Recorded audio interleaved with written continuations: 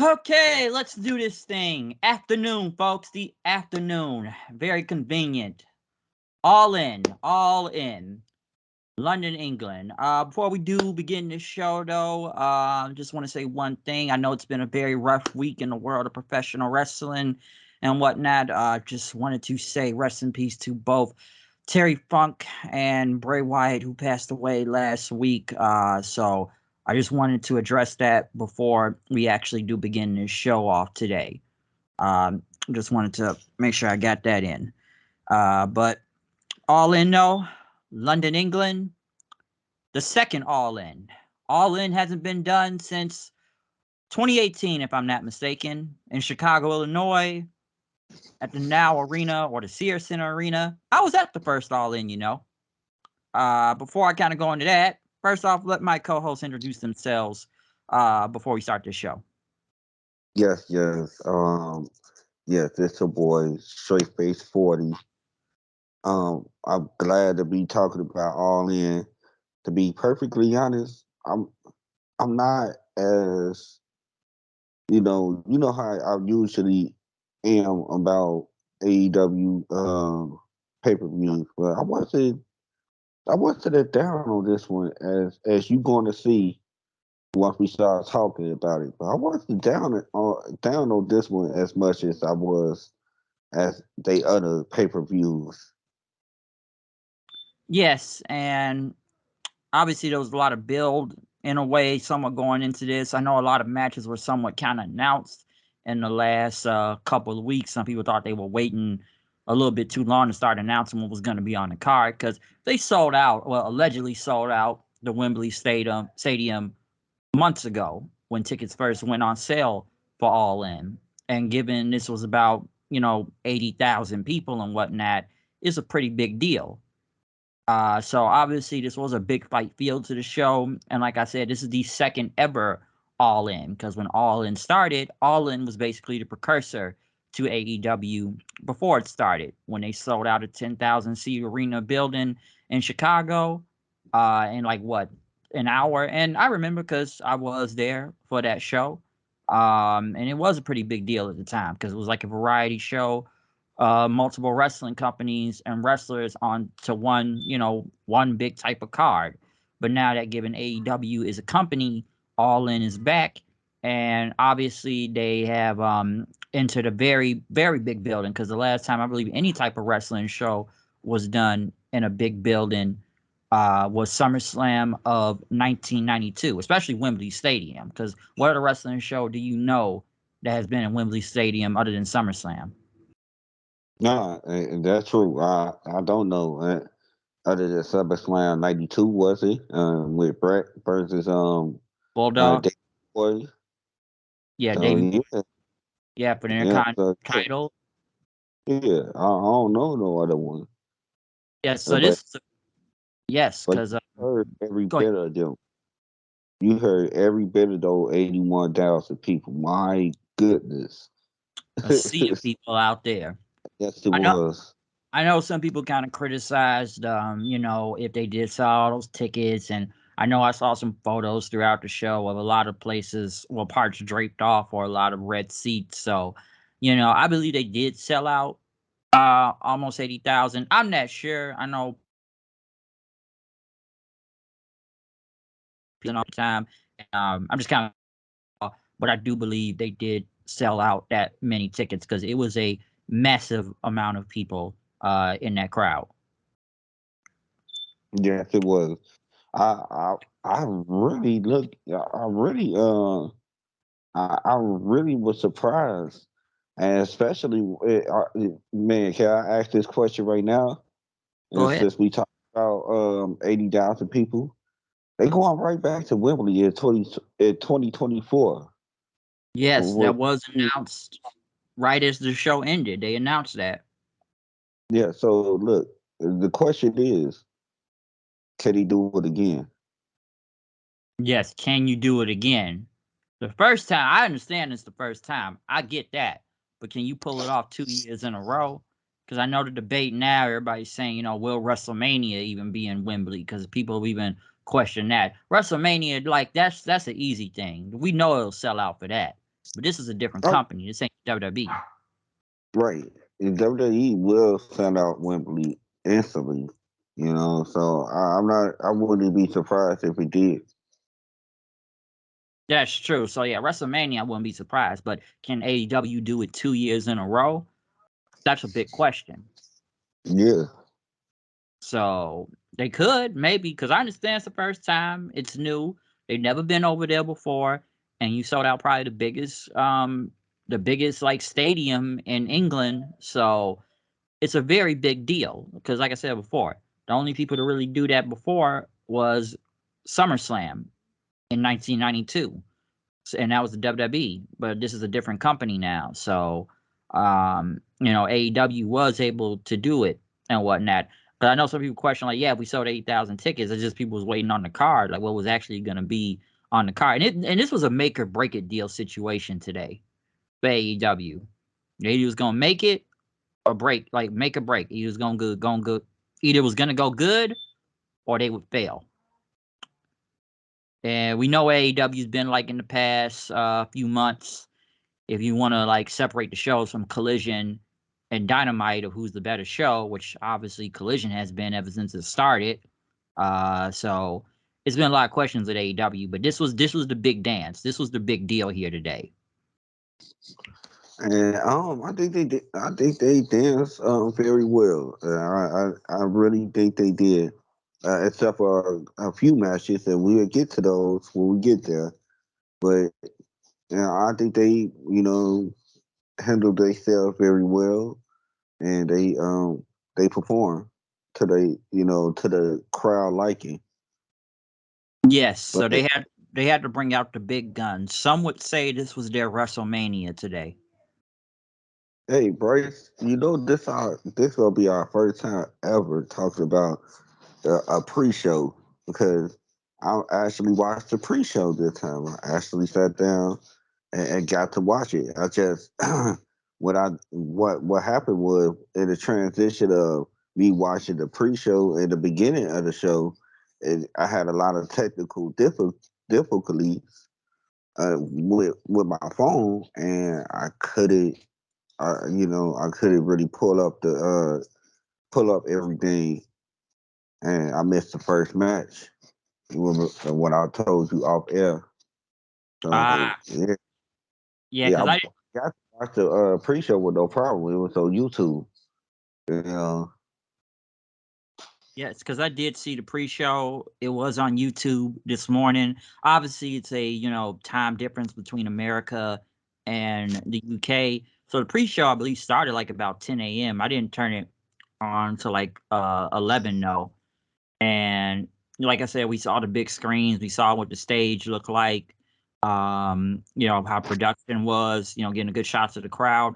But the first match on the pre-show was for the Ring of Honor Tag Team titles, Aussie Open versus MJF and Adam Cole. oh, I like this match. Aussie Open, they a tag team that I've been looking at for a while too. Every time I get to see them, I really get to sit down and watch their matches. I'm not disappointed when I watch their matches. I'm very impressed by them. But this was a very good match. You know it was. I say it was one of those one of those days that they probably want to do again. You not use the FJF, of course, but using a guy with a top name into your 0 hours. Because here's the thing: when you have something like that, you got me wanting to watch a 0 hour. I never watched a 0 hour match. I never. You already know that. So for me to say, "Oh yeah, I want to watch this match," because I saw FJF and Adam Cole and they continuing storyline, and I'm like, "All right, cool.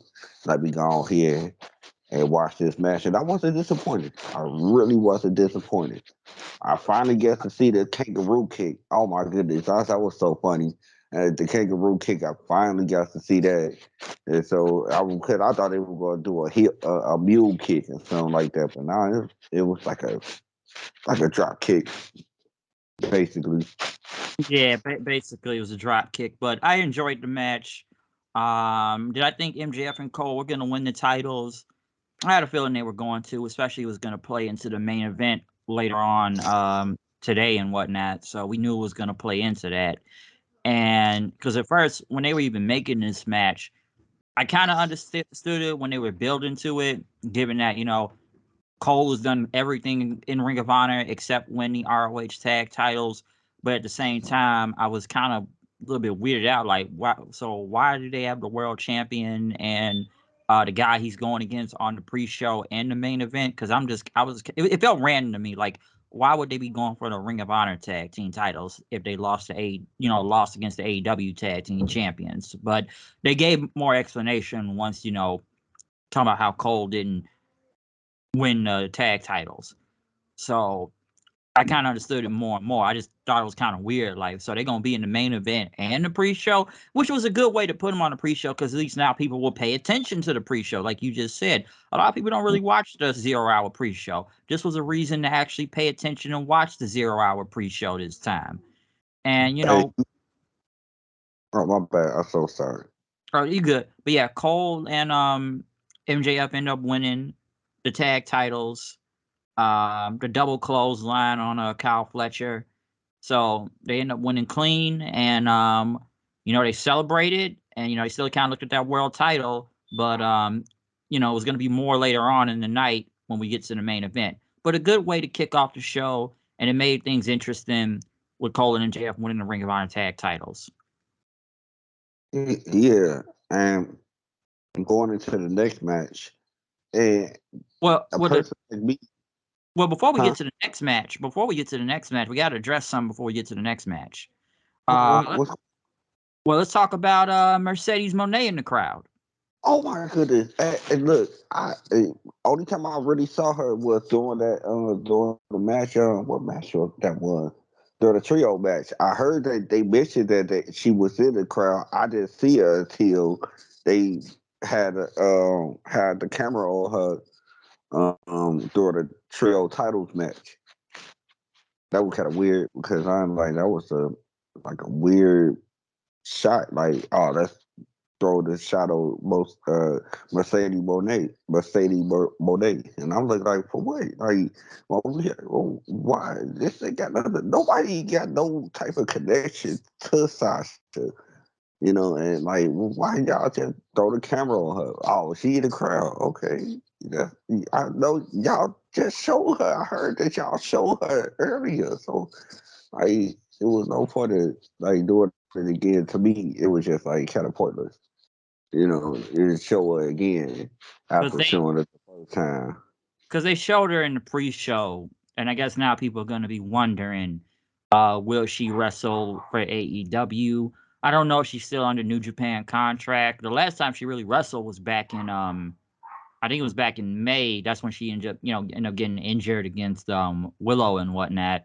So I know she kind of been on the shelf for a minute, but I know it did get a lot of people interested to wonder, is she gonna wrestle for AEW? Will she show up on the show? Like, what's gonna happen? So I know a lot of people were very excited, to see her in the crowd and whatnot. So it is interesting to see if she will do something. Though, like I know you didn't see it till later on, but yeah, she was on the pre-show and they showed her sitting in the crowd and people did cheer for it. So it does make things interesting to see if she will do something and whatnot. Because even I was like, oh, they got Mercedes out there.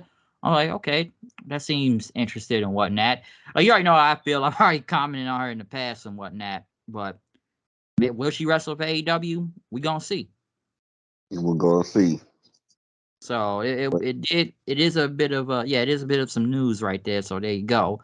But yeah, of course, it, that's a headliner. that's That's a definitely headliner.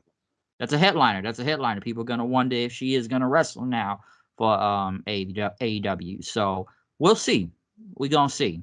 But next, we did have Jim Ross on commentary for some of this show, and it was for the FTW title. Jack Perry versus Hook. Jack Perry coming in in a limo and stuff. So, what do I have to say about this match? I thought it was okay. It was a pretty somewhat decent brawl. I know they fought on the limo. Um, I did kind of find it. He was trying to do like a lot of RVD moves. Like he did a Rolling Thunder on like the car limo. Hook even suplexing him on the glass, which I think what did I think Perry did something, but then he said in camera like real glass, go cry me a river. Like I remember him saying that, and they ended up going to the ring. Jack Perry, even trying to do the whole Van Terminator, but then he didn't even end up doing it. I know they had a trash can in the ring, but Hook, he got out of the low blow. I think he hit Jack Perry in the head with the trash can, and then hit him a few times in the head, hit him with the red rum, and then end up choking him out with the submission. Not the Taz submission, but you get what I mean, or the red rum. Mm-hmm. The red rum. Um, It was a decent brawl, and Hook it got was the FTW title back. it was a decent bro. I agree with you, and to be honest with you, they better go and thank if MJF and Adam Cole, because if I would I would say I watched this match because I had just watched MJF and Adam Cole. So I just stayed on YouTube and made sure all right, cool. I could watch the rest of 0 hours and I watched that match. It wasn't bad or anything like that. It was just it was one of those situations that I felt like, even though I'm not feeling the whole Jack Perry character, but I felt that he should have won this match. Real Yeah, talk. especially they gonna get him over as a heel because they already had him go over RVD, There and we go. and I so, felt but now they just I, have Hook come back and win the belt. right. And see, you already know my feelings about his character, but here's the thing. I'm looking at it as, okay, if you try to get this new character over, why did he lose his first feud? Like, True, that's his especially if they're feud. trying to get him over as a heel. And I'm with you. I'm trying to give this a chance, but I'm really Right. still not feeling it at the same time. Hey, it's not because of he not trying. Now it's not because of him. I now it's my focus is now to, totally on Tony Khan, because now I'm looking at this booking like this not making any sense. Tony. All right, so you telling me that even though you fed RVD to him, and you had him win against RVD, why you could have just continued to let him become this conniving heel, win by any means necessary? It just didn't make any sense, and I felt like Jungle Boy, Jack Perry, whatever you want to call him, he he he should have won this match. Ultimately, should have won this feud. True. You would think that given that they're trying to get him over as a heel, and like you said, Jack Perry's trying, like he is, but like I said, you got to blame booking. Tony Khan with booking because it's like, should he have lost in his first feud right here, right now? Like, should that have happened? Mhm. Because we talked about the whole heel gimmick with Jack Perry, and like I said, trying to give it a chance, but it ain't really been all that and whatnot. So, but I was actually kind of surprised Hook just won the belt right back. I'm like, oh, he won it back. I thought he would have just had Jack Perry win to get him more over as a heel. So I feel like something like it's booking, but I do feel like something is missing off of the Jack Perry heel turn right now. And they're trying to giving him Beethoven's Fifth out there, and try to come out and be Hollywood and whatnot. But it's something ain't clicking right now. It's not clicking all the way. Yeah, Because, like you I said, mean, they fed RVD to him, and we all thought that was some bullshit. I feel like with Tony Khan booking, he feels like, all right, cool. If I get this person who about to lose a few, if I get him something like a big win, a few weeks before the big match on the pay per view, like AKA RVD versus Jack Perry a few weeks ago.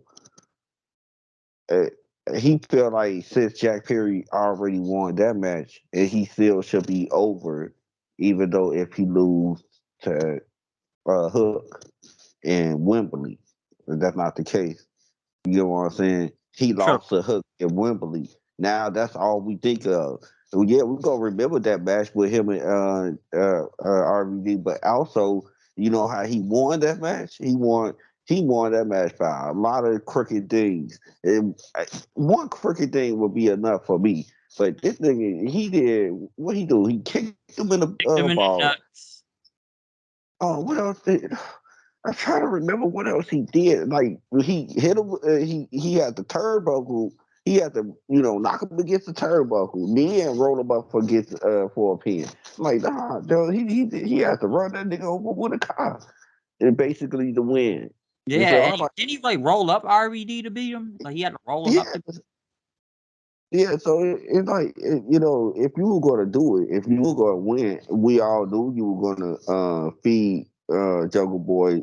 I mean, feed RVD to Jack Perry. We all knew that, but if you were gonna do that, you might as well just let him win legitimately, not legitimately. At least one crooked thing, a nut shot would be it. One nut shot would be cool.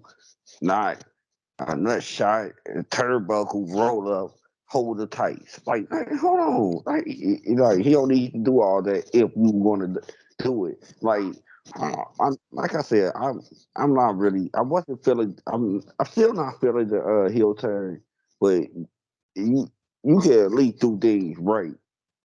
You Yeah, know. like give him the win to get the whole heel thing over. At least try to get it, further and get it over, not just have him lose right here.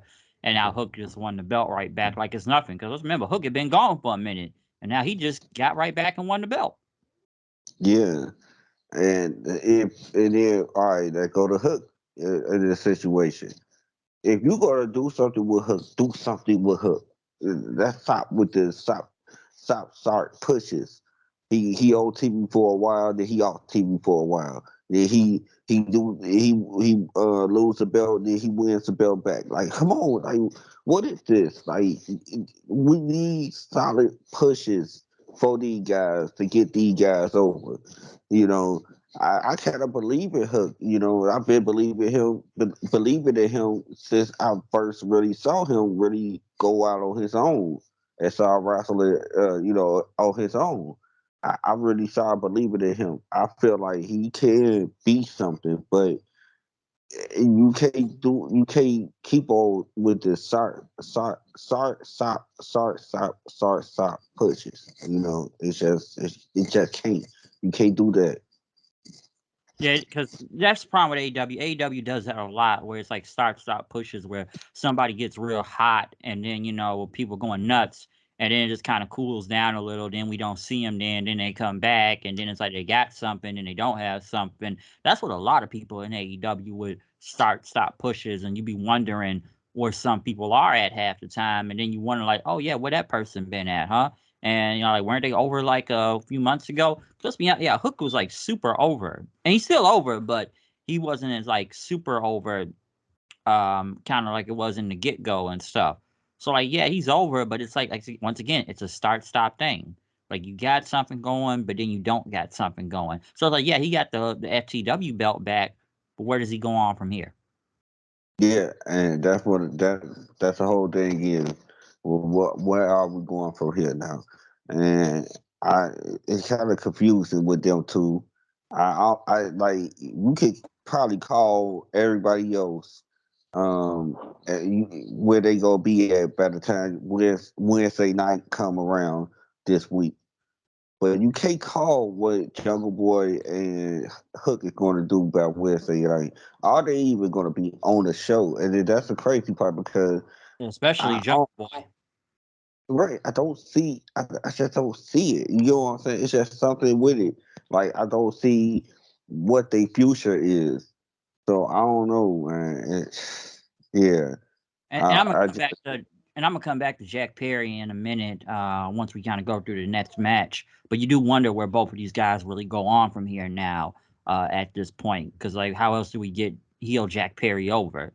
But like I said, I'm gonna come But back to him in a minute. But now we get to the official main show.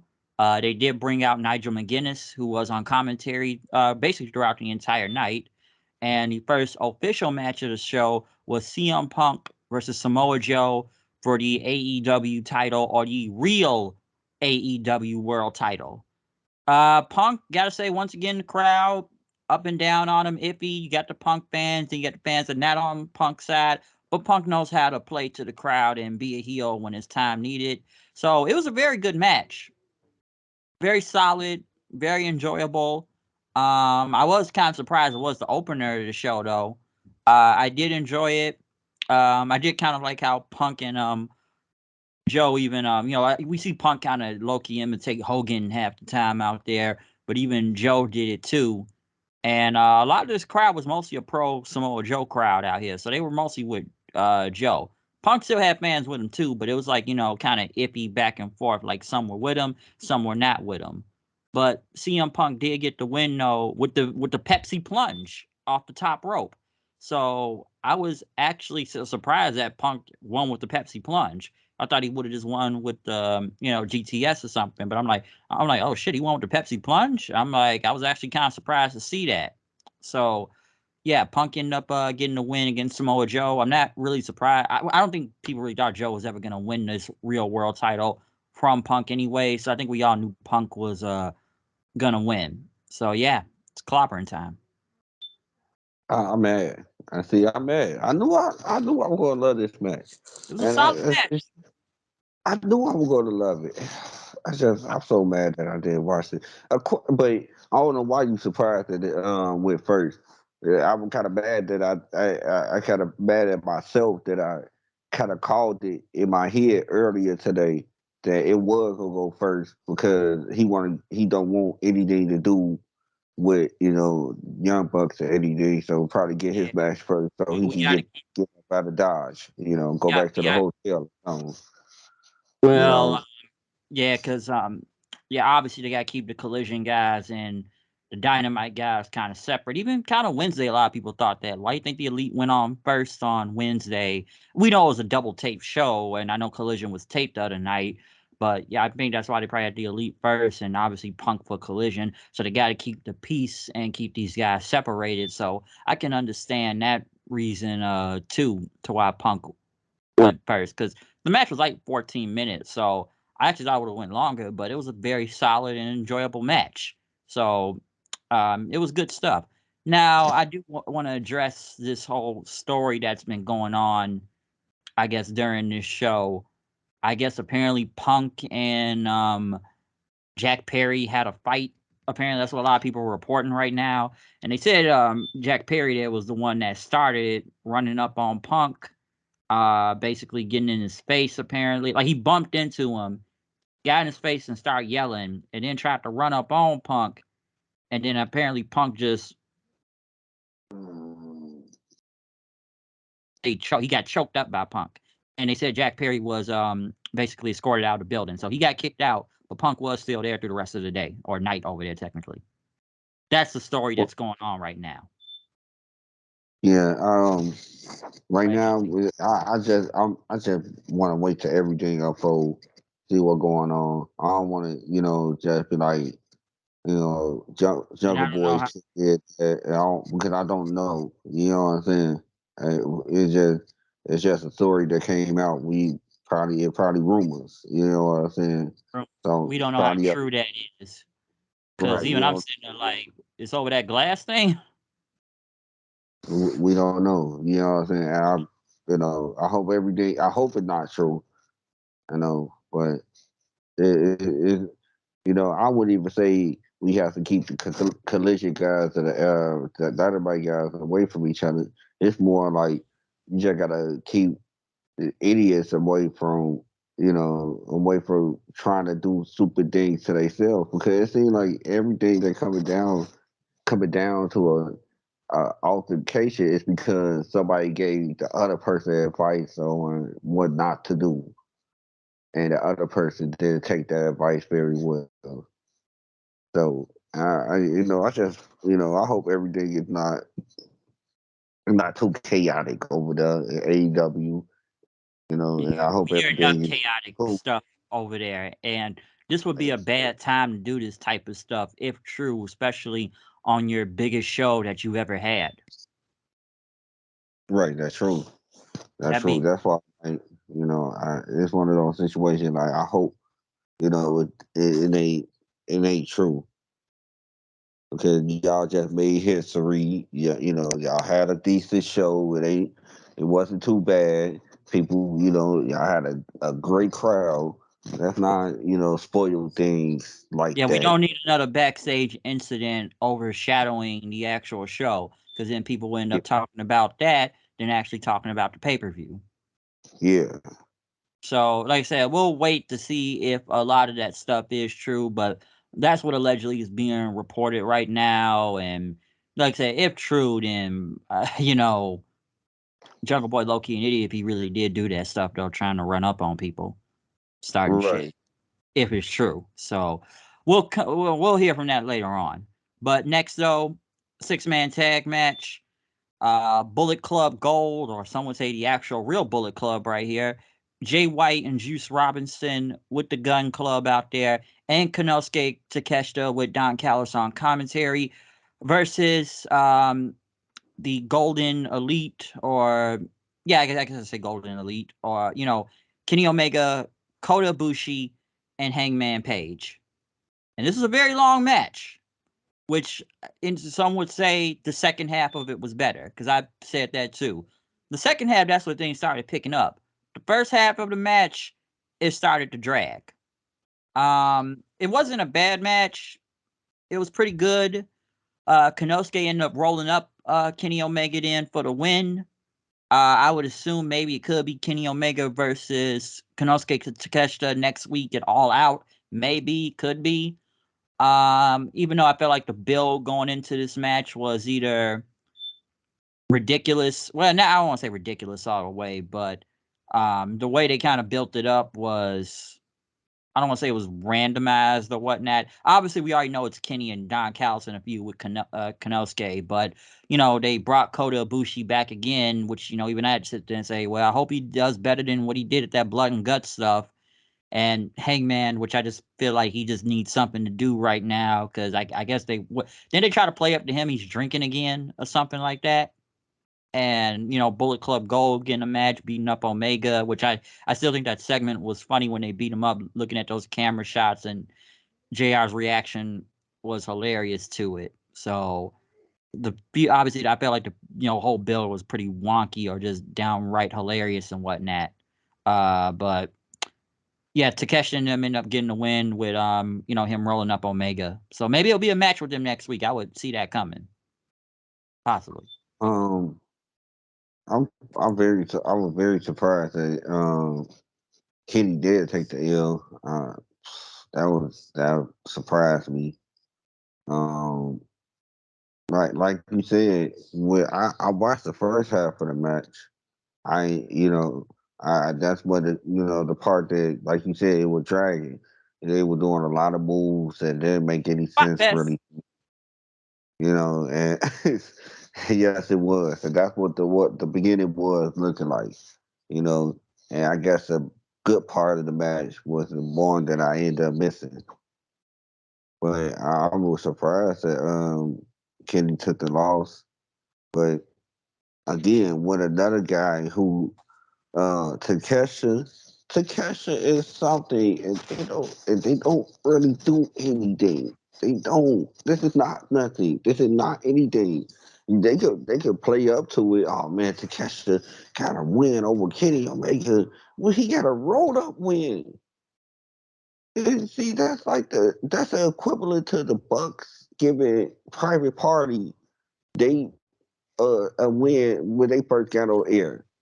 And there was a roll up win. It doesn't matter. There was a roll up win. It looked like a Yeah, fluke. it was. Yeah, It's almost okay. like a fluke. See, there we go. So, and I can't criticize it. I don't know how it looked, anything like that. But I know what a roll up pin is, no matter what the situation is. I don't have to look at it to know that any roll up pin victory do look flukish. And you want to do something with this guy Takesha, but what what are we doing? You know, that are we giving him those type of win? Or are we gonna get it like you said, we might get a one on one. Might get a one on one. Might get a one-on-one. Yeah, I feel like it could be a one-on-one because they got to build matches in the next week. We got another pay-per-view next week for All Out in Chicago, so I would assume Yeah, that would keep be on next week. forgetting. I keep on forgetting about that. Oh my goodness. So if can he do a back to back like that? Because he haven't been doing back to backs. You notice that. True. I think they're He ain't been saving for big doing he ain't matches. been doing no back to back weeks. You ain't gonna see him two weeks in a row on Dynamites on Wednesday, 2 Wednesdays in a row. So that's what I'm looking at. If we are going to do a match next week in Chicago, are we going to get that one on one, or are we going to get it on some type of Dynamite?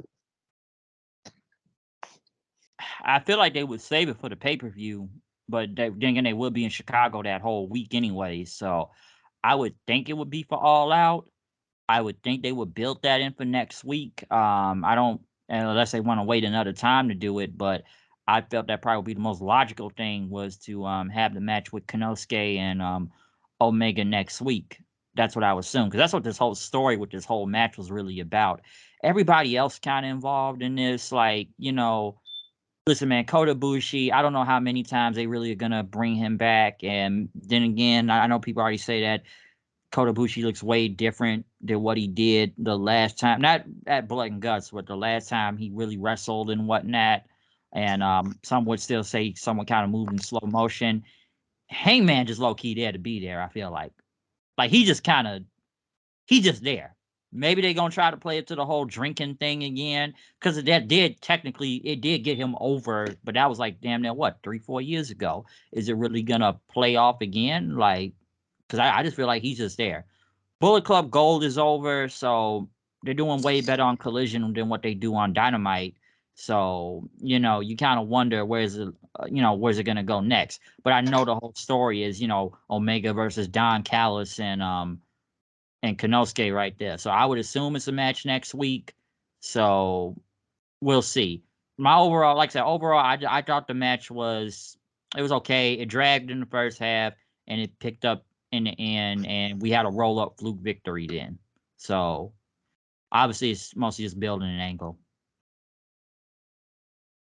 Well, and let's just see what we're gonna get on Dynamite on Wednesday. They got me a little intrigued what's gonna happen. Are we gonna get this one on one? You know. Yeah, we gonna see what happens with that. So maybe we'll have a one on one, maybe at pay per view. I don't know. But next up, we go to the AEW Tag Team Championships, FTR versus the Young Bucks, and gotta say, man, one hell of a match out there. Yes, it Even was.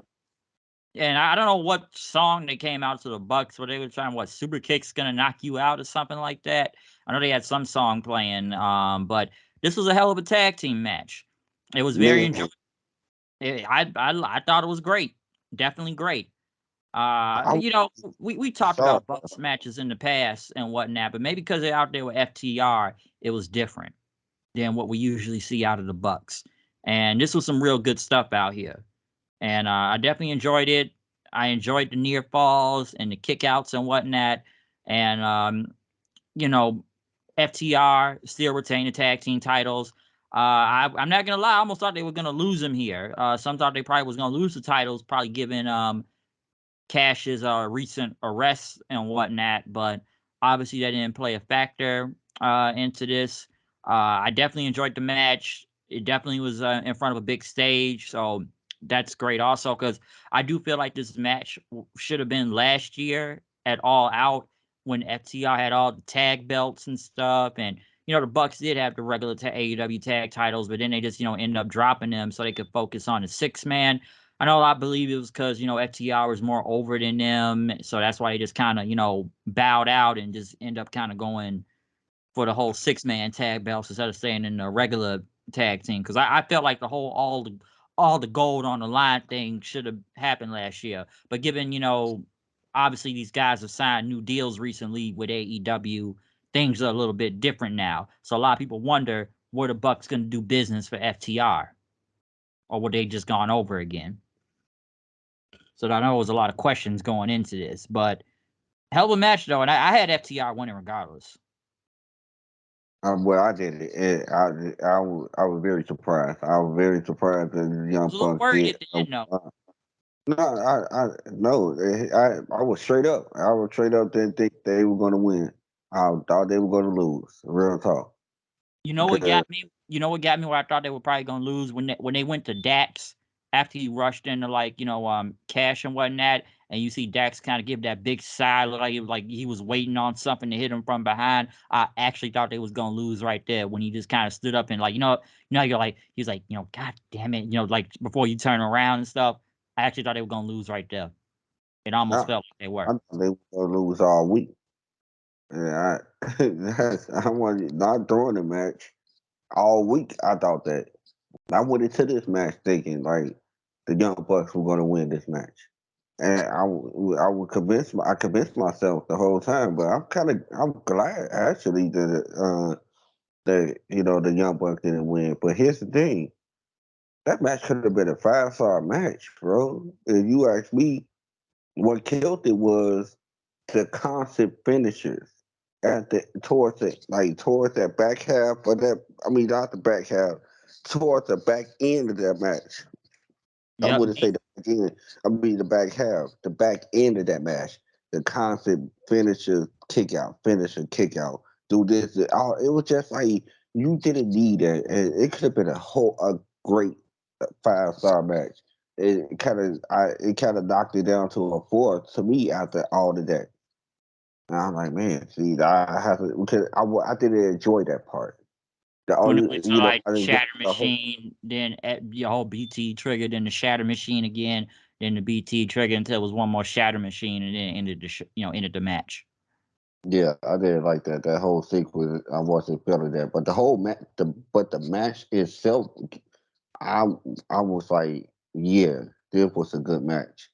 To be honest with you, because I didn't see, Punk versus Joe as we talking and it's recorded, that that was to me was the best match in the night. To me, that was actually the best match in the night. Even the main event, it was better than the main event to me. That was a good match. Definitely a big tag match. And I was talking to Steven earlier. We were talking about this match because, you know, FTR and Punk really did have to go over, or it's Collision. It's like we can't have the Collision guys just lose straight up on here. We had to have the Collision guys go over. Can I, can I, break the fourth wall right quick? Go Where ahead. is our boy at? Where is our boy at? Steven, hey, bro. Hey, Hey bro. man, he wanted to come on here. I'm sure he wanted to, but his feed start going out during the Jericho Osprey match. So he just Oh, said he was gonna man. come back later to watch the rest of the show. Trust me, I wanted him to come on too, but we were already he was already got debating if he was gonna be on or not. Because I'm like, it's an early day show, so I'm like, I bet he can come on here today. I know it's a time difference between us and him, and I'm sure he will want to be on this show to talk about it, but he Hey, still hey, has to hey, finish the hey, show. hey, I know the problem because I have to constantly mess with my feed. Oh, I had To some make, streaming problems. yeah, I have some problem too. Luckily, from the FTR match on down, I ain't had no problems after that. But I definitely had problems in our first two matches. Yeah, because I did have some streaming problems too, till at least later on. But yeah, it got better for me later. But I guess it's a lot of different streams. But if somebody's internet stream just gonna keep on, constantly messing with them, I guess he was like, I'll just come back later when there's no streaming problems and the site going out and all that. So yeah, he was watching the show, but until it kind of got to later on, he said he would come back later on to watch it. So he was out by the time Jericho and Ospreay came. Oh, okay, then. I understand then. Yeah, I So want to work with my boy again. That's all. I got you. Trust me, a lot of people wanted to come on, but they had stuff to do kind of after the show. So I understand. Hey, maybe All Out next week. Maybe next week All Out. Yeah, yeah, we do got another pay per view. Ain't that something? So there But you go. But next though, and now I got a lot to say about this. The Stadium Stampede match. Oh boy. Eddie oh boy, Kingston, Pentagon Jr., and the Best Friends versus the Blackpool Combat Club and Santana and Ortiz. And there's a lot to say about Santana in this match. Now, we've seen Stadium Stampede matches before, given in the pandemic era. They used an entire football field and fought all over the entire arena building and whatnot. Now, at this point, Tony Schiavone was on commentary, so JR was gone at this point. But in this match, wow, it's a lot of ridiculous stuff that I can go on which wonder, like, hey, I'm glad to see Eddie Kingston back from Japan, but why did they immediately put him in this? Like, the guy had a hell of a G1, but why is he in this match? Santana and Ortiz, we haven't seen them in, well, especially Santana, in damn near a year. Why did they have to come back for this match? Then again, why is the Blackpool Combat Club still in a feud with the Best Friends? I would have been fine if it was just against the Death Triangle. But the fact that we have gone from, how can I name this? We already had a no DQ match, a parking lot brawl, and now a stadium stampede for a feud that hasn't even really gone on that long. Okay? And like I said, Kingston, he just got back. So he was already kind of feuding with Moxley and them as it is anyways. So where do I go? First, Eddie Kingston, who immediately, by the way, he charged at Claudio. I actually like that first part when he just came out and just charged at him. Moxley's yeah, already bleeding in like the first 5 minutes of the match. I shouldn't even be surprised by that. You already knew he was gonna bleed. This is his thing. Um, the weapons and listen, once again, me and Steven talk about this also. Didn't AEW make a lot of rules about what stuff could be used, like chair shots to the head and all these crazy amount of weapons, but we saw them in this type of match. And listen, I know it's a lot of people fighting throughout the building because we saw people fighting in like the upper decks of the arena and stuff, and like the bar area. But I know they brought out a branding iron, which I understood that, Terry Funk tribute and whatnot. But we got Pentagon, I think, getting hit in the head with a chair. Oh, the skewers. Oh yeah, let's talk about the skewers. Moxley there. Why is this happening? What was it? I remember who put the skewers in his head. I think it was like, was it Pentagon? Pentagon. Pentagon. It's like, why are we doing some of these ridiculous spots? That's what I don't get. Also, in Santana's case, I think Santana's about to be a single star. And I'm going to tell you why. And we saw this earlier. One, they kept calling him Mike Santana. They were saying that a lot. Two, Santana looked bigger. He looked way bigger. He looks like he's about to be a singles competitor. Now, I know there was a lot of stories and rumors about Santana and Ortiz not getting along nowadays and whatnot. I'm not sure if they cool again or not, given they back in this match, or are they just in this match because they just doing business right now. But like me and Steven was talking, like he really believed that they are about to make Mike Santana, especially since they kept calling him Mike Santana, a single star. And I feel like, because he looked bigger, man, dude looked pretty big out there. Yeah, he does. He does. I ain't gonna lie So to you. I feel like he about to get a singles push, and I think this whole Santana Ortiz stuff is just over in general. But then I just thought, like, throughout this match, of course we got forks involved, and obviously barbed wire boards. For some reason, we have to have Trent's mom come out with the minivan, which literally did nothing for this match. She drove out in a minivan, and that was it. And I think she ended up she handed Beretta like some cookies, like a sheet cookie, weapon, so she can hand to him and just hit Moxley with it. Like, they had to have her in it. Then Pentagon literally left to go change into some different gear and wear all red. And it's like, this is Pentagon I don't even remember what it was Osirko, not Pentagon Dark, but so let me get this straight. He really left to go change gear to wear red. Like, I'm wondering, like, what is going on in this match? And you know what? They everybody ended up coming back to the ring after a while. Claudio swinging, Cassie there like 30 times. Then what? We got glass. Oh God, we got to put the glass in the ring. They had to get glass involved, and then what? Cassidy, like, he wrapped his hand up and like used duct tape or something. Put his hand in the glass so he can do the whole orange punch thing on Claudio several times with glass in his hand. Kingston finally came back to the ring like a madman, and I actually thought this was pretty cool. He did kind of low key come in on some Terry Funk style of stuff of taking a chair and just damn near beating everybody with, swinging for the fences. Beat Claudio with it, spear Moxley into like the barbed wire board, and then what got me where I just kind of shook my head here. They really had Cassidy go over Claudio, the Ring of Honor champion, folks. The Ring of Honor champion. We had the pocket guy go over the Ring of Honor champion, and I just sat there like, I already knew this was gonna be ridiculous as it is. It was sitting there like, what the hell am I watching?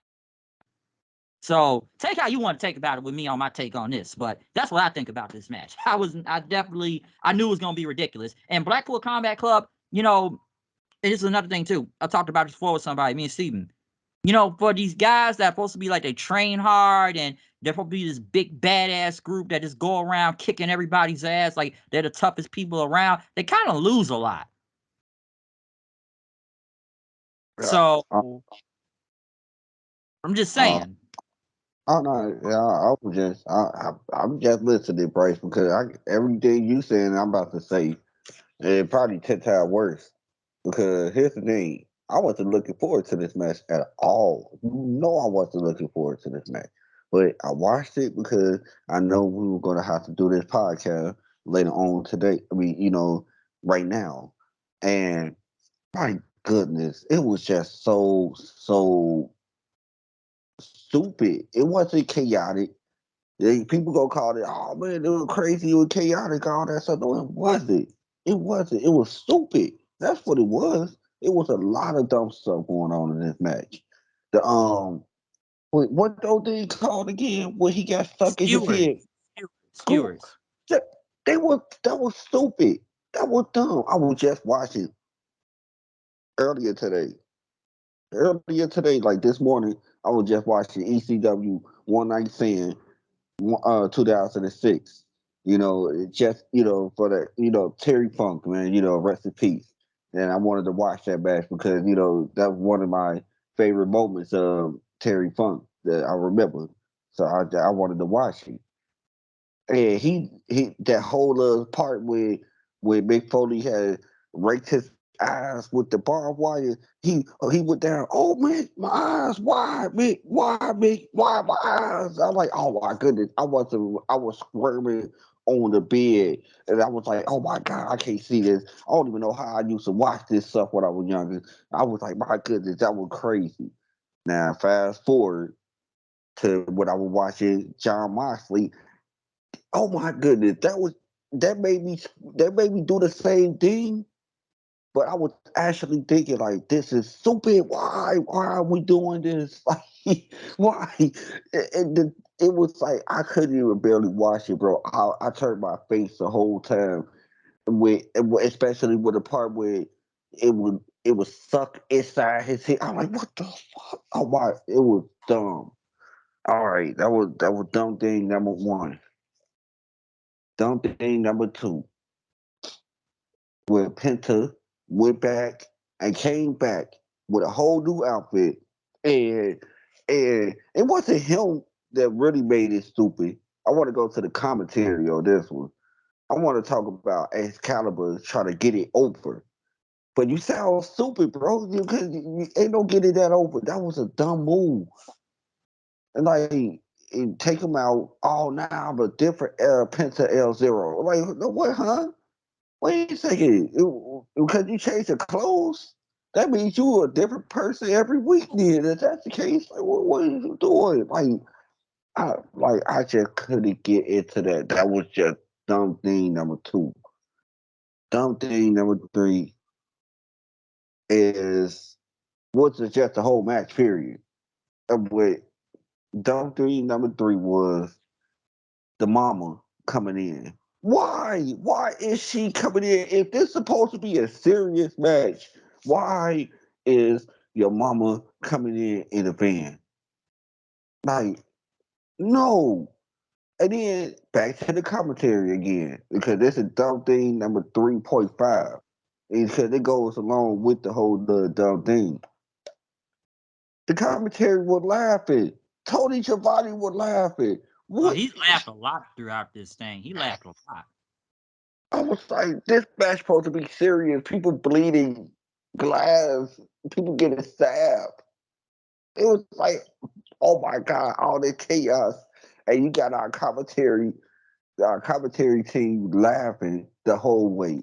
Is it supposed to be serious, or am I just supposed to be laughing at these goofy? Because I am actually laughing at them because I'm thinking to myself like, man, come on, man. None of this is necessary. Dumb thing number four, Orange Cassidy going over. Are you serious? Are we serious? I had to Orange open my eyes up a Cassidy, little wider seeing that. ain't no open your eyes. We should have been known. We should have known it. It's like That's I Tony's think we boy. live That's Tony boy. I think we live in denial now at this point. You know what I'm saying? We are being in denial right now. All right, he not good, but we should know that he gonna win most of his matches that he goes in, no matter who he goes against. No matter who he go, it's like he then ain't gotta go against Kenny Omega for him to lose.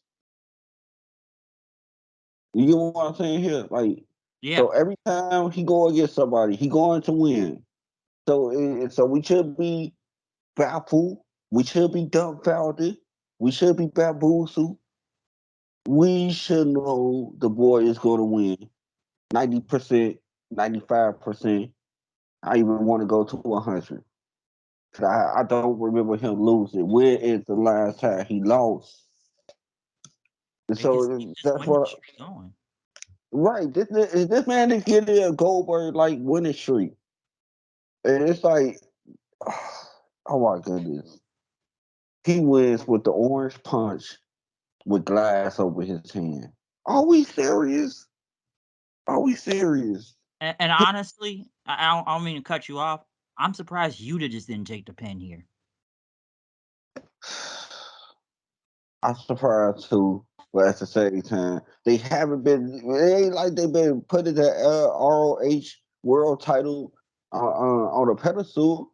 Shoot, the man barely defends it, and then if anything, he's like the second, third wheel in that group.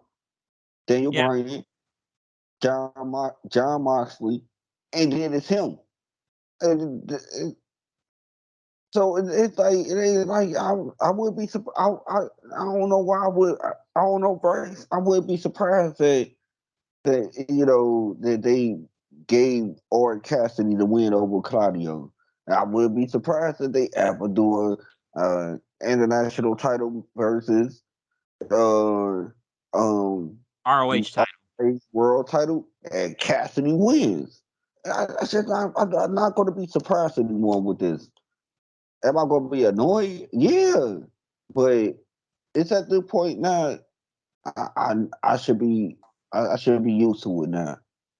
Like Orange Cassidy gonna come in, he gonna win. Yeah. Yeah, that's true.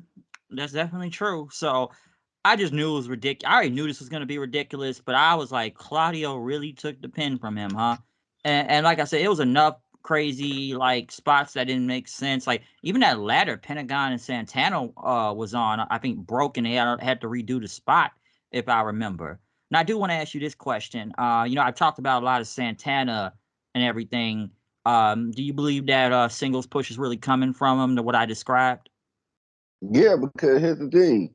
Well, I'm not gonna force you to tag with somebody who you don't like. So I definitely think it's gonna be a single push for him. It should be. You don't want to you don't want to get everything. You don't want to make the bad blood worse. So I will put him in a single push. Probably later on in their careers, if they still with AEW, you could put them back together. Because But my personal uh, opinion, I really do feel like these guys, they really should have been the tag team champions a long time ago. They really should have. And I thought they were at one point. I thought they were going to get the tag team titles. I don't know everything that's going on, but like, a lot of people rumored and said, like, these guys just ain't really cool with each other like that. So I think this probably was just more of a, business thing. But the way they was talking about Santana tonight, I feel like it's a big singles push coming for him. I wouldn't be surprised, and I would look forward to it. It ain't like it ain't like I didn't like the team before. I did Oh, like the team, so I want to see if he can go into a single push. I think he could get. I think he could get pushed better than his boy. To be perfectly honest, and but Ortiz. yeah, Ortiz, you know, I think he'll fall into the category with with all the guys who do a lot of stunts. And Mm, yeah, with Ortiz, I mean not with Santana though.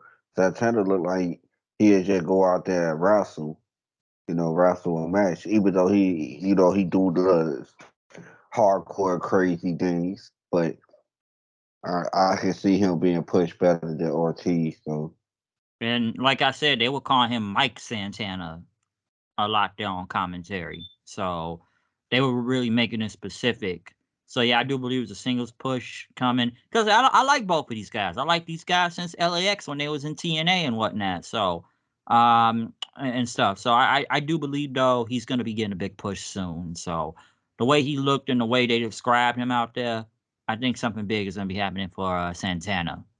But next, though, we move on into the AEW Women's World Title, Fatal Four Way. Um, Obviously, we know how this match was built up in a very bullshit tournament that made no sense, and we all knew who was going to be in this match. Saraya being the hometown, definitely the hometown person right here. She came out to Queens We Will Rock You, and I gotta say they was paying for that licensed music tonight on AEW. But yeah, she came out the Queen. She's got the Union Jack stuff, because it's the UK, and she brought her whole family out there with her too. So they was gonna make a big deal, and Saraya was gonna get a big super pop coming out here in the UK at Wembley.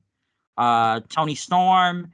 I forgot what they played, but I've called her the Hollywood starlet now. Tony Storm, I'm calling her because they've really been building a lot in the Tony Storm lately, and the entrance kind of told you more also what they're doing with her. Britt Baker and Hikaru Shida. The Fatal Four Way, it was pretty good. You know, I didn't I didn't hate it. I think this match only went like what 8 or 9 minutes and stuff. I had a feeling Soraya was gonna win, given this is her home country. So I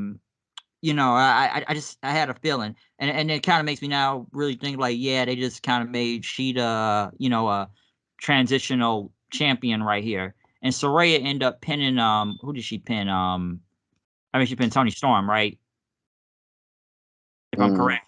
Yeah, she pinned Tony Storm and ended up getting a win. So yeah, like I said, they had a whole family and they all came in and celebrated with Soraya. Because once again, me and somebody was talking about this earlier. Obviously Soraya was going to be more over here than she is in America. Because I know people criticized her run right now in general in AEW. Now we know Soraya sporadically wrestles due to her neck injuries in the past and whatnot.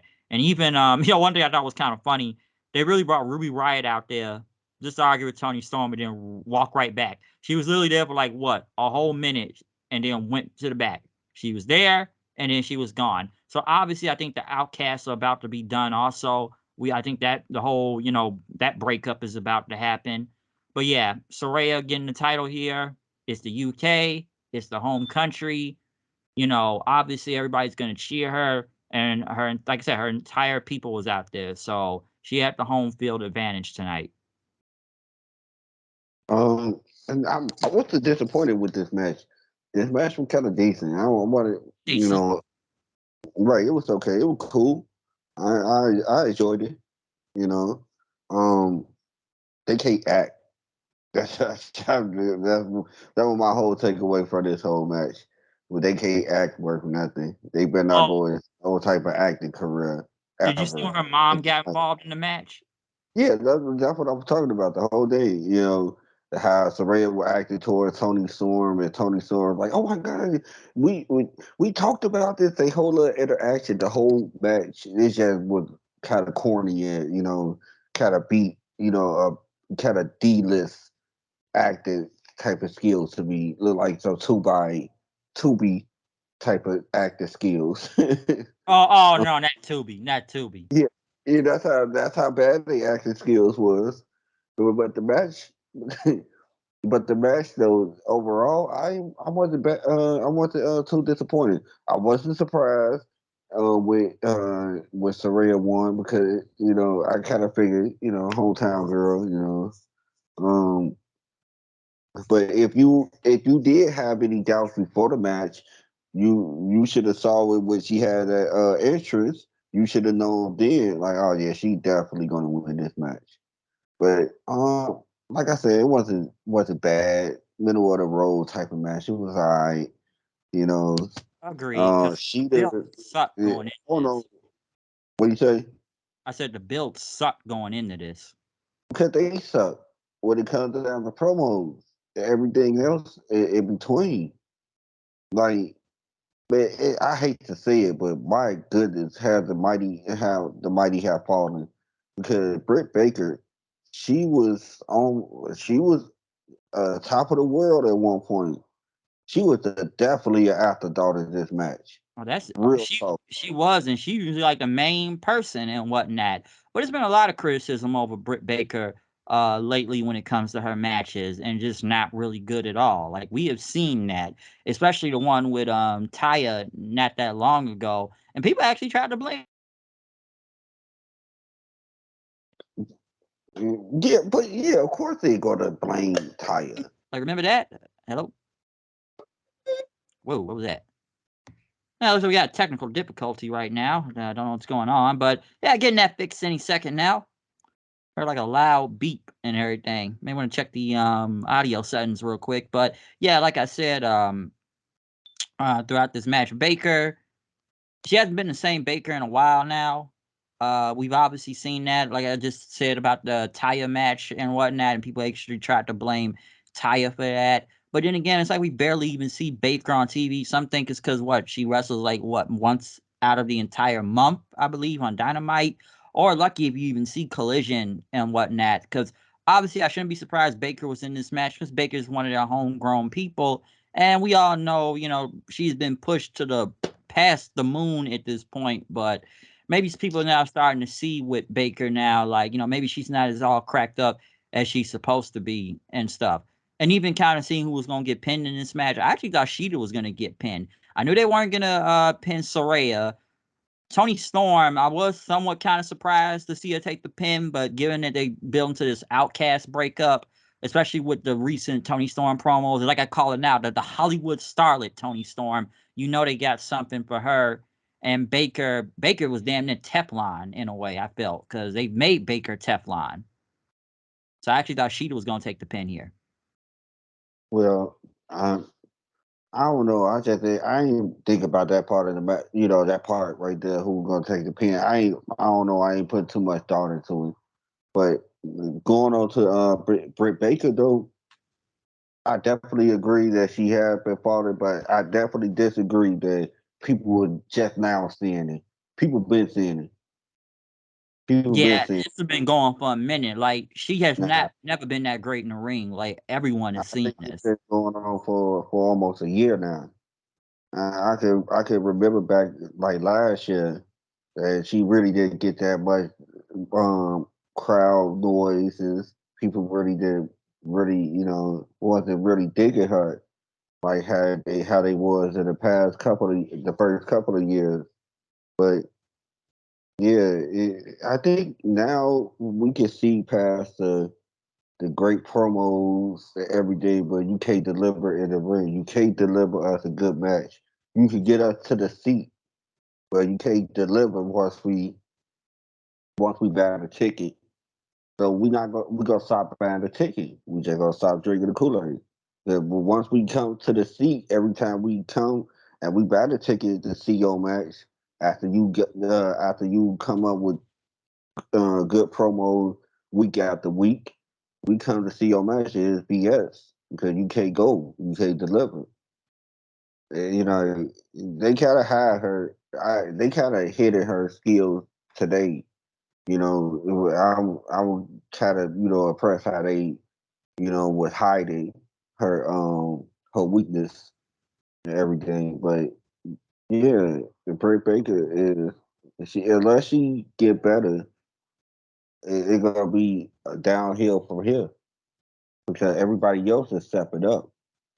They might have a little, they might have a little different darling if she don't pick up her game. So yeah. Now, Carl Sheeta, I kind of figured she was gonna be a transitional champion, like I was telling you did when we first started talking about this match. Yeah, I knew I kind of figured that Sorrell was gonna win. I thought that before this match, before the match started. So I kind of figured that Sheeta was gonna be a transitional champion. They just couldn't have it. But here's the thing: before I just about to say that they could have Soraya beat Tony Storm, but you did it tonight though. So why it could have been a 1-on-1 if that was the case? You could have had a 1-on-1 if that was the case, and you going to still allow Soraya to pin Tony Storm. Tony Storm could have just walked into Wembley as the AEW Women's Champion, and then Soraya could have just beat Tony Storm right then and there. Like it didn't make any sense. But uh, they do you hear the crowd reaction towards them? I don't know if you would notice that, Bryce. Like after some real big crowd reaction, everybody else didn't really get that much of a crowd reaction, bro. That's true. Especially Sheeta. Sheeta, you could hear a pin drop in that arena. Yeah, I mean, they were there mostly for Soraya. yeah. She's the hometown girl. Everybody else got this mid reaction. Everybody else got a very mid reaction. I was like, oh, this division is not as open as people think it is. The division hasn't been over in a long time. And like I said earlier, you look how they even built up to this with this tournament that didn't make any sense. I thought it was odd. Like, they don't really ever do any rematch clauses, but Tony Storm just happened to have one. And then the champion has to fight to get in the tournament after she just won the title. Like, if this is for the title, why is the champion have to compete to get in the tournament? And I wasn't really surprised who was going to be in this fatal four way, looking at how they was building up this quote unquote tournament.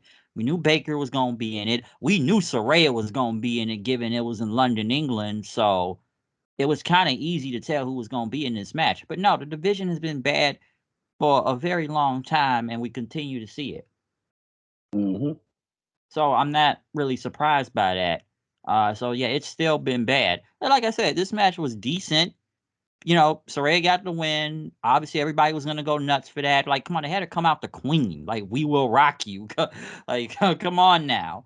And her whole, like I said, all her people out there to celebrate with her. Like, the only thing, like you said, was pretty bad was like the acting level of this match. The outcasts arguing with each other. Even Tony Storm telling Ruby, I'm sorry, I'm sorry." Like how she was saying that, and then Ruby just she left. Then so it was like either you or I saw some people on Twitter saying this was either bad Tubi level or even bad porno level of acting. And I can make a page porn joke right now if I want to, because that easily is easy to go in. But I'm gonna be nice today. So it was bad level acting. So I thought the thing with her mom was funny, but yeah, it was a decent match. The hometown girl won. It's the UK, but overall the division is still pretty bad though. So it was a decent match. Next Yeah. up, but next up we go into the coffin match. Darby Allin and Sting versus Christian Cage and Swerve Strickland.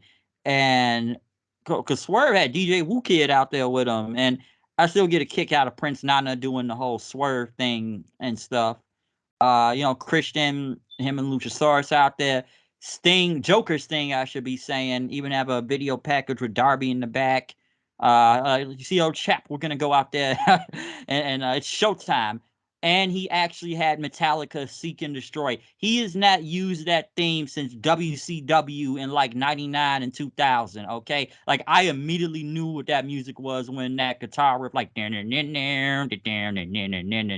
so yeah, they were definitely paying for a lot of music tonight, because when's the last time you heard Sting with Seek and Destroy? Like I said, WCW. That's the last time I really ever heard him with that theme song. So I merely smiled when I heard that, because I haven't heard that one in a minute. And this was a wild and massive brawl out here. I enjoyed this match. Now I know a lot of people thought Fox was going to be in this. Fox ended up getting replaced at the last second.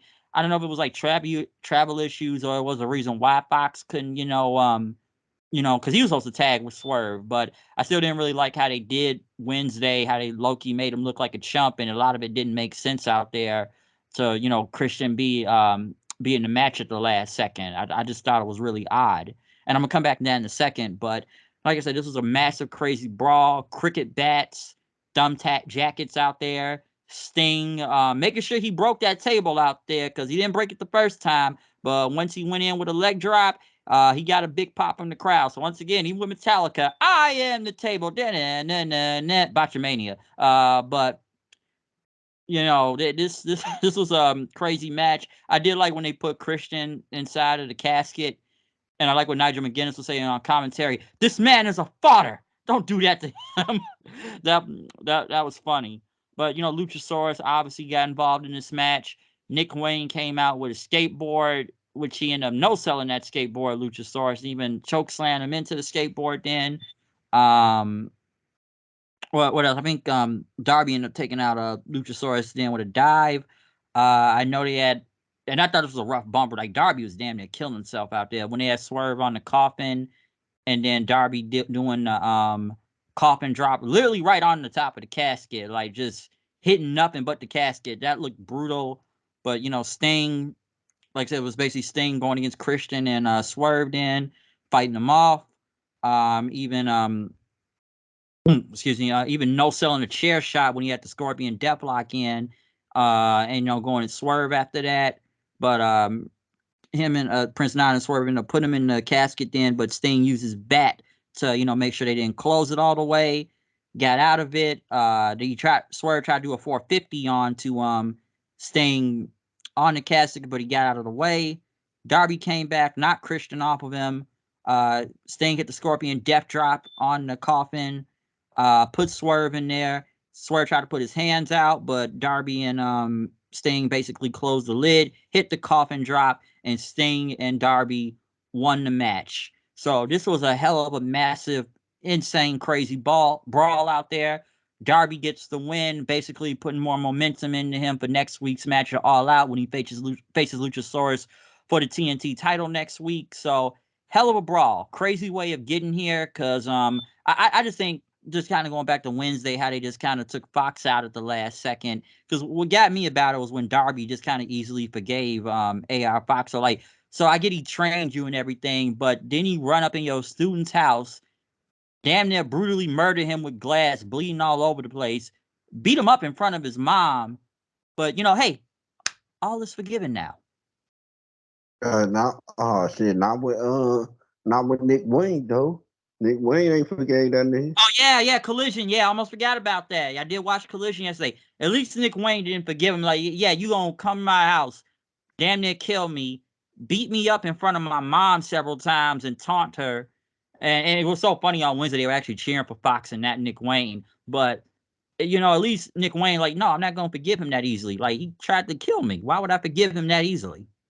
Because what? He made the wrong choice in joining with Swerve. Yeah, he damn near brutally murdered him. So Nick Wayne at least was smart about this, but like I said, hell of a massive brawl in this match. I enjoyed it. Crazy stuff. Sting is a madman. All right, well, I'm glad one of us enjoyed it. I definitely did not. I, it was one of those situations once again. Everything was just looking chaotic. It was just like, it was a lot of move. I mean, it was a lot of stuff in that match that I was just looking like it just was just so unnecessary. The the false coffin drop onto the coffin. That boy almost whiplashed himself, bro. Do you see He how did his damn near kill. Oh yeah, that was brutal. I was like, come on, bro, why are we doing this? Don't we have another match next week in Chicago? And you are a part of this card. It's like I don't know. Like I said, I'm glad one of us enjoyed it. I definitely did it. And And I get it's all in. It's London. It's a big show, so you want to show out and all this stuff. So I shouldn't be surprised with Darby doing all this insanity stuff. But it's like, dude, you got to work another pay-per-view next week. But then again, I'm like, well, this is Darby, so you have to expect him to do something that will damn near kill him. I, I know I expect it, but don't be. It's a difference between me expecting it and me enjoying it. I can expect it, but I want it. I still want to enjoy it. And it's like I kind of figured this match was going to be this type of match. But here's the thing: I want to ask you a question. Okay. It was multiple matches on this card that was just hardcore, no DQ, Oh, we got any another one to get to. We got another one. right. So here's the thing: like, why all these matches? We got multiple matches in one card with this stipulation. Like I just think it was a law of diminishing return. Like after we saw the first chaotic brawl, you think we gonna want to see another match basically like that?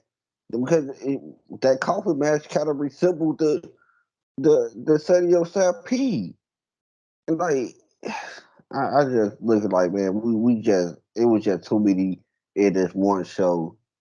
It just took me out. We got But one more to get to. We got another one to get to.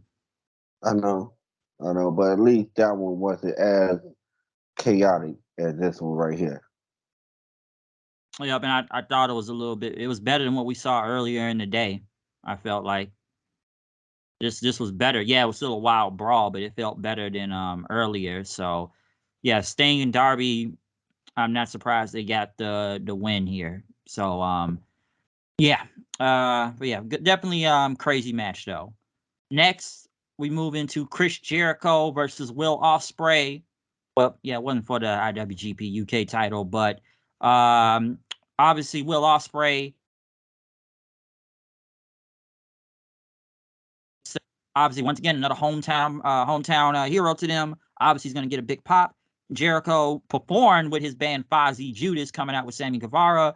Will Ospreay had Don Callis with him, basically doing his whole Wrestle Kingdom entrance like he did months ago. Into the Elevate song and stuff. But this was a good match. I noticed that they had Jericho basically work more of a heel here than a face, because I know this is most supposed to be a Jericho face turn, given what we've seen in this whole build-up with Don Callis turning on him and stuff. But Will Ospreay was going to get cheered in the UK. He's basically a hero to all these people here. So they were never going to turn against Ospreay. And it's almost like they had Ospreay work face here in a way, and Jericho work more of a heel. And yeah, there was a few botches in this match that we clearly saw. Like, I think Jericho tried to do an Os cutter, and it didn't look good. But it wasn't a bad match. It was good, but they wanted Will Ospreay to win, obviously. And Will Ospreay, I know Jericho kicked out of the first Stormbreaker, but he ended up hitting with the hidden blade. Jericho ended up flipping him off, and then Ospreay hit one more Stormbreaker for the win, and everybody cheered and celebrated with Will Ospreay, because it's the UK. Sammy Guevara tried to help Jericho up because, like I said, Sammy ended up using the bat on Will Ospreay out there, and that was a heel move. But yeah, Sammy tried to help Jericho, but Jericho kept shoving him back and didn't want his help and everything. So obviously, there's more to this story. It's the second time we've seen somebody like walk to the back, not wanting need to get help or shake hands. We already saw that earlier in the tag match once that ended, but now Jericho didn't want to be bothered with Sammy after this match. Well, I definitely enjoyed this match. It was Yeah, good. it was good. It was good. I like, man. I wasn't disappointed. I kind of figured that it was gonna be good. You know, they it was just one part that I did like. I mean, it wasn't I did like. It was just one little slip up, like you said, that Aussie cutter that Jericho was trying to come up with. I think they banged his, then came down wrong. If you ask me, I think that's what it looked like to me. But other than that, man, I ain't really wasn't too disappointed with this match, to be honest. Man, I kind of pleased. I like this It, match. it was good, and they recovered from whatever botch was about to happen. Yeah, it was a couple of them out there, but I thought it was a good match. Like I said, I definitely enjoyed the promo they did last Wednesday going into this and give it a big fight feel to be all in and whatnot. And I knew they was going to get Will Ospreay on this card one way or another, given like I said, it's the UK and stuff. So I enjoyed him versus Jericho. I thought it was a pretty good match. Obviously, the story continues with Jericho now, and now he's pushing away Sammy and everything. So we'll see what happens there. But yeah, Will Ospreay definitely on a roll. Beat Omega, beat Okada, and now beat Jericho in like 2 months and stuff. So I thought it was a pretty good match, and obviously the story now continues to build. Yeah, And he, like I said, crowd was kind of, and like I said, I know they're mostly on Osprey's side, but like I said, crowd was kind of with both of these guys in a way too. So good stuff. But next match now, um, the House of Black versus the Acclaim and Badass Billy Gunn. House of Black coming out. I did like their gear, even coming out there with the lantern, paying tribute to Bray Wyatt. Obviously, the Acclaim coming out rapping about anything in the UK, like Meghan Markle and whoever the King of England is right now. Did you see that music video last night on Collision?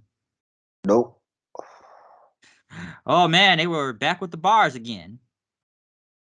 man. Um, yeah, no, I didn't get to see. I'm going to end up looking it up on YouTube. Yeah, but they did that last night. But this ended up being a no holds barred at the last second. So I don't know why it was changed to a no holds barred, but they end up doing that for some reason. I know they had Donald Stevens as the referee. I can make a horse joke right now, but throughout this match, obviously, I think the only most weapons in this match was like what, a chair. We know the witch doctor there. Julia Hart got involved, and Billy just basically told her to suck it, and then they what they do almost kind of do like what the Dudleys do, not the what's up, but like not Max Caster, Bowens did like a leg drop on her in the nuts. Well, not technically the nuts, but you know, pussy and whatnot. So they end up doing that. Obviously, there's going to be a lot of kick out finishers. I felt throughout this match, which did happen. Like I said, the Acclaim and Billy Gunn ended up getting the win after hitting them the famous sir onto Brody King, and then the Acclaim ended up hitting like the mic drop for the win.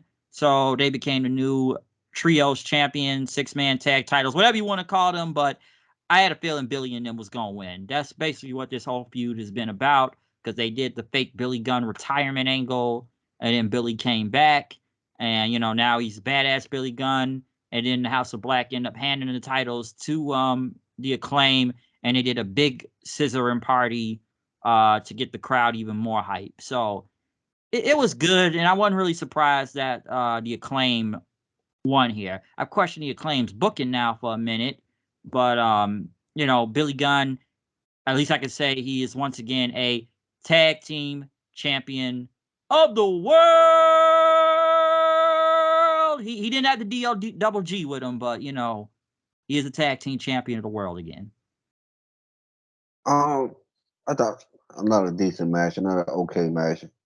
Um, I at this point of the show, I was kind of like in and out a little bit. I would look at the show and I was, this match wasn't as intriguing to me as the other matches was. Yeah, kind of figure who was going to win this match already going into this match, especially after that promo that Billy Gunn had did just past Wednesday. So it was like, all right, yeah, well, definitely the claim is going to win the trio titles. It wasn't no big, thing that I didn't like about this match. It was a middle of the road, okay type of match. Yeah. Also, it was added literally at the last second on Wednesday. And I know a lot of people haven't really kind of like. Did you care much about the whole story into this? Um, it was intriguing. Um, I did like it. Don't get me wrong; it made sense that Billy Gunn would feel like he holding the two young guys back and everything. But I I wouldn't say I wasn't interested in it. I would just say that it wasn't really on top of my card to what things to pay attention to. It was a decent type of storyline. It was okay. I'm surprised this was the co-main event. So Well, yeah, it was okay though. Like I said, and the crowd loves the Acclaim, so they like doing the whole scissoring thing and stuff. So like I said, the match was okay. They beat the House of Black. Maybe it'll be a rematch. I don't know. I do question the Acclaim's booking sometime because I feel like they just now they got tag titles. Well, the six trio tag titles now, but yeah, at one point I just felt like they was just facing anybody out there every week until they got them into doing something. It's like we know they're over. It's just like, what are they really doing right now? But now they got them doing something, so it was good for what it was, and yeah, Billy Gunn, tag team champion of the world again, technically. yeah. But yeah, he's a champion again. Yeah,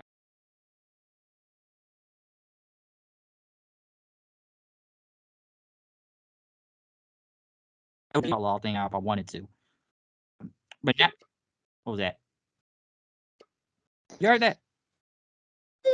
All right. Yep. Now I Huh. hear it. Now I heard it. It was like a beep sound. I think it was reconnecting or something. I don't know what that was. But as I was saying, no. Now we get to the main event of the show, the AEW World Title on the line. Both the Ring of Honor Tag Team Champions, which they won early in the night, but Adam Cole versus MJF. MJF even having like the big throne and everything coming out there. People bowing to him, taking off the devil's mask before entering the ring. I gotta say, there was a lot to say about this match because at first it was all about sportsmanship, which I thought was funny. The minute MJF said sportsmanship, and then everybody just started chanting sportsmanship then and whatnot. But But throughout this, after he said sportsmanship, then he poked the man in the eye. yeah, yeah, like still heel, like So sportsmanship. funny. That was pretty funny though. And then when they put on the t-shirts, then they actually put back on better than you baby shirts in the match.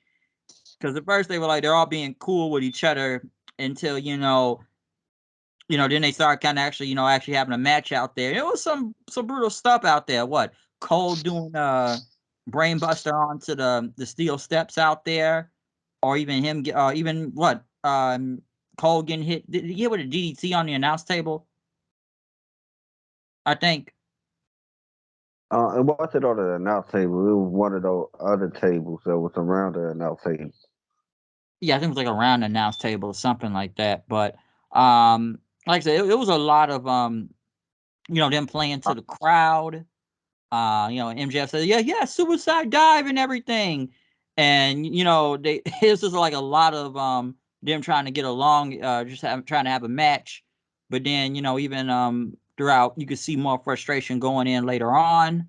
And then it got to the double clothesline. And when it was a double clothesline, it ended up being a double count to 3. And Cole was like, no. We want 5 more minutes and whatnot. Because at first it was going to be a draw. And then even MJF says, like, we're going to go until we got a fucking winner at Wembley. And the crowd went nuts then. Next thing you know, they start trying to roll up each other. Then the ref ended up getting hit then after that. MJF, he got a chair, but, oh, they start playing hot potato with the chair. Like, you take it, you take it, you take it, you take it, you take it, you take it. And then, Cole's trying to pull off an Eddie Guerrero then after that. But then MJF was like, I'm just going to put the chair in my neck and lay down until the referee started questioning Cole then after that.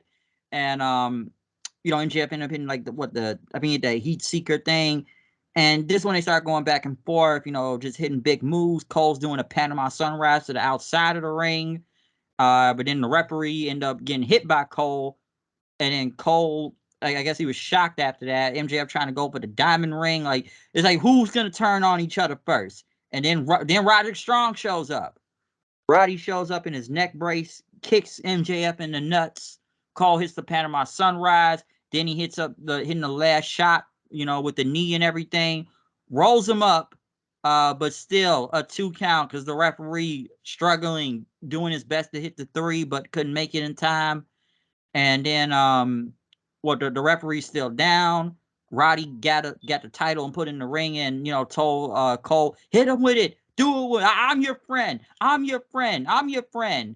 And Cole couldn't do it, and he threw the title on the ground. Because I think he even took off the whole "Better Than You, Baby" T-shirt and threw it down, but he couldn't go through with it. And he told Strong to get out of here. And then MJF just rolled him up and won the match and still retained the AEW World Title. And then, MJF saying like, hey, man, we're still friends. I love you, man. We did it. And he said, hey, man, don't feel bad. These people still love you. And then he brought in the Ring of Honor tag titles. And then MJF, like, come on. And Cole threw him away. But MJF said, like, you're a piece of shit. You were never my friend. You're not my friend. Like, this is what you want, right? You want the world title, right? Here, do it. Take me out right now. Come on. I knew it was coming. And then Cole threw the belt. And then they all hugged in the ring, and all the pyro and confetti went off. And then they show like the Kingdom and Roderick Strong watching on. So, did you feel like this is more of a main event, or this is more pushing the angle? Which obviously it is pushing more the angle. But did you enjoy the main event? Because it was definitely a lot of story into this. I mean, shoot, this a bloodline. So, yeah, I was expecting a lot of story. Um, yeah, well, I enjoyed the main event. There was another match. There was like another 4-star match to me. It was my second favorite match of the night. I would really enjoy everything. It was a lot of scary spots in that match to me. You know, MJF, that brain buster that Adam Cole gave to MJF on the stairs, it was way too close to the edge of the stairs to me. That could really mess somebody up. I hope they don't ever do that move ever again in life, for real. But other than that, like I didn't mind. I think it went. I think the shenanigans went way too long for me. You know what I'm saying? Like you ain't need a double count. You ain't need a double pin. You didn't need that. You could have just had a regular match. You just keep going. I know y'all wanted to hit the other storylines and stuff. Like he asked MJF the first time when they went into a draw all 5 more minutes, and and the first time he said no. So I guess it was a part of the story and everything. Um, man, I still think that Adam Cole gonna be the one that the turn. I really I do felt think like that. it was gonna happen. Nah, I ain't think that tonight though. Today, now I no, I kind of figured, but It's when coming. they won the title, so I kind of figured it wasn't gonna be tonight. So I was like, all right, cool. It's not gonna be today. It's gonna be somewhere else because they jacked out the titles. Ain't no point in splitting them up where they just won the ROH tag team titles earlier that night. So yeah, like I said, I enjoy it. This a bloodline. This a hottest storyline of the whole company. They're selling a lot of merch. Everybody want to watch it. One of the highest segments on their Dynamite show every Wednesday. So I, yeah, I I think they enjoy like it. the best thing on Dynamite they got right now. That's the best thing They they are, got. they are the best thing. But luckily, it's the main event picture. So it, if you would have anything that is your best thing on the show, it would be your main event being the best thing on the show. Obviously, because like say someone say it's like putting a hat on a hat with all the stuff that went in this match, a lot of the shenanigans. We're gonna be cool. We're gonna put the t-shirts on. It's all about sportsmanship. Which at this point, like MJF just get anybody to chant. It's like he says one word, the people will just start chanting along as soon as he says something. They'll just chant along. But them trying to be cool, then having the match, but then we got a double, we got a draw, and then then we start who's gonna turn on who's gonna try to cheat to win, and just ref bumps, and it like there was definitely a lot of shenanigans. Some would say overbooking later on in this. Like we already knew Roderick Strong was probably gonna get involved in this one way or another, since him doing the whole "he's not your friend, I'm your friend," just getting all pissy out there and stuff. So definitely a lot of shenanigans, but it was a lot to push more of the story, though. The match itself was good overall, and like I said, this is the AEW World Title, so obviously this is the main event, and what we already said, it's the biggest thing on Dynamite right now. So obviously, it was a lot of you know more story stuff in this match, even after the match. Like, oh, it was Cole gonna turn, or what, are they friends? Are they not friends? And so, obviously it's more of the story, and we don't know what's gonna happen next. But Cole most likely may be the one to turn, or whoever will turn on each other first. So definitely enjoyable main event though. A lot of story in it. Yeah.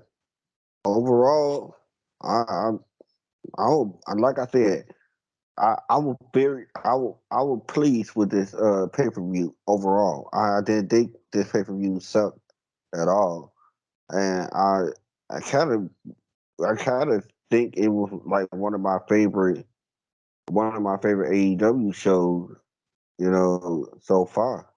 Cause I haven't seen, I wouldn't say I haven't seen a good show. I haven't seen a show on that level that is supposed to be as big, and then I still saw it as big as everybody else saw it. Like, okay, it was a good show. Of course, the disappointed things disappoint me, but I was already going into those matches being disappointed. So they couldn't disappoint me any more than I was already going to be going into those matches. The Stadium Stampede, I was already going into that match not liking it. So it was nothing they could have done to make me not like it even worse. I get what you mean. Overall, I will say I thought it was a very good show, very enjoyable, good atmosphere, huge crowd. Um, I'm not gonna sit and say it's like a pay per view of the year type of thing, but there was a lot of stuff I did like, and there's some things I didn't like on the show. I enjoyed the main event. I did like Osprey and Jericho. Paige winning the title was pretty cool, which I kind of figured anyway because it was the UK. Joe versus Punk. Um, I actually enjoyed the whole coffin match, given it was like a wild brawl out there. I'm trying to go through most of what I liked throughout this show. The worst thing I didn't like the most was the whole stadium stampede thing. That was probably the thing I didn't like the most out of all of this. Oh, and I can't forget about what I did like FTR and the Bucks. That was a great match too. Can't forget about that. But I think the worst thing probably to me was the stadium stampede, just for multiple counter reasons. Yeah, like I said before, I didn't watch the first two matches, so I did, I can't really give a real opinion about that. Um, The tag team match was my first favorite match of the night, and Yeah, business uh, started picking up from there. yeah, that's what I was thinking. And the worst match of the night was the Stadium Stampede, the one that I really didn't like the most. But like I said, it was nothing they could have done to make me not like it even worse than what I was already going into the match anyway. I was going into that match with zero expectation. It wasn't like they boosted the expectation. It wasn't like you know, they, you know, I can't really say. Basically, it wasn't like they were going to make me not like the match. True. And like, everything else on here was either okay, at best. Like even the 6 man, like I told you, I know you didn't see the second half, but I said like it dragged through the first half, but it kind of got better in the second, even though it was like a fluke win. But like I said, it's more of the built-in angle. The fatal four way, like I already talked about Soraya winning, but it was decent at best. That fatal four-way match, the Acclaim winning once again, just another middle of the road decent match out there. So, like I said, not like everything else really suck. We already talked about what was the worst thing on this show, but mostly everything else on the show is either good, very good to decent in a way. So, it was sometimes it would go up, then it would go down, but overall it was just a really good show. Like I thought it was very enjoyable, and they had to pull out as much of the stops as they could, given this is it's London, it's all in. We already talked about earlier, but even at the end of the show, they announced they will be back next year for London and whatnot. So we're definitely gonna see what happens. Now, I will say this, given with All In now done for the day, they do have another pay-per-view next week, folks, and that is All Out, which I do question why even try to book two pay-per-views back to back. It's going to be hard, but let's see what good old cocaine Tony is going to do, because this is some cocaine type of stuff right here. Okay, you can't tell me that you really thought this was going to be a good idea. This ain't a good idea, boy. This is a horrible idea. Very bad Man, idea. It's like that's just they didn't even to be honest with you, they were so focused on the Wembley match. I mean Wembley pay per view. They didn't even tell us United Center if the United Center is sold out.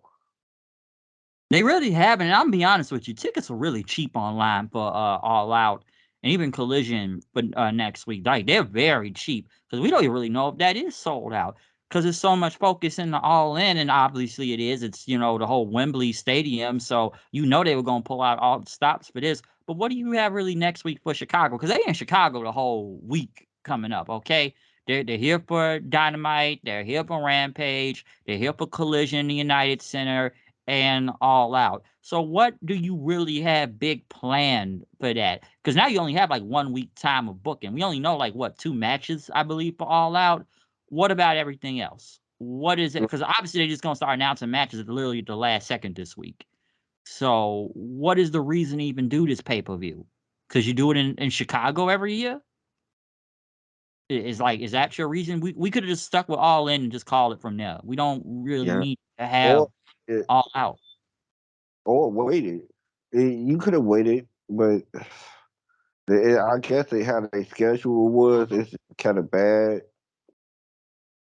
because when you had all out, you knew you were gonna have it in Wembley in August, but you knew in the beginning of September that you knew you wanted to have all all in. And it's like I just it's very questionable. It kind of rattle your brain, but it luckily It is we very questionable. So I do really kind of wonder, like, what do you have in next week? It yeah just it, luckily we don't have to really be the brains of the operation, and that's all on Tony Khan. Because man, if it was me, I would have been freaking out.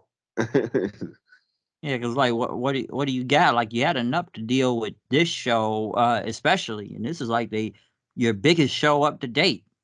So like there you go. So I do wonder what will be next week because it was. definitely a lot going on today on here. Yeah, I will say one thing. Like, did you like how they like changed all the commentators throughout the night? Like, It wasn't bad. I didn't want JR to be calling that Stadium Stampede anyway, so I'm kind of glad they did change it for Tony Schiavone. because we Because went from Taz. No, we went from JR to Shivani, then Taz. I get why McGinnis was out there, given he was from the UK.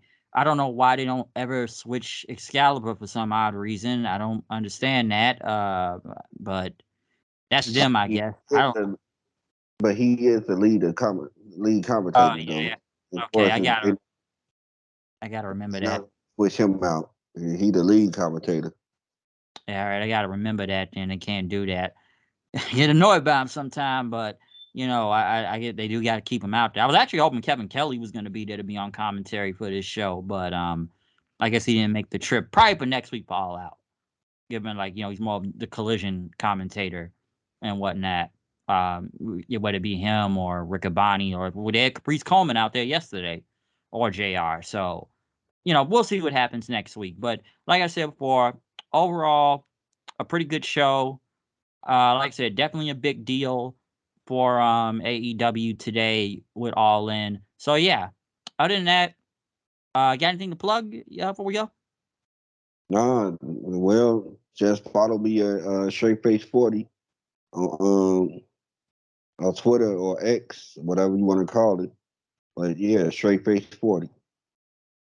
Yeah, follow me on Twitter at Hooded890. Comment, subscribe, hit that like button, hit that notification bell, and yeah, we will be back next week. So we were all in today. Next week, we're gonna go all out.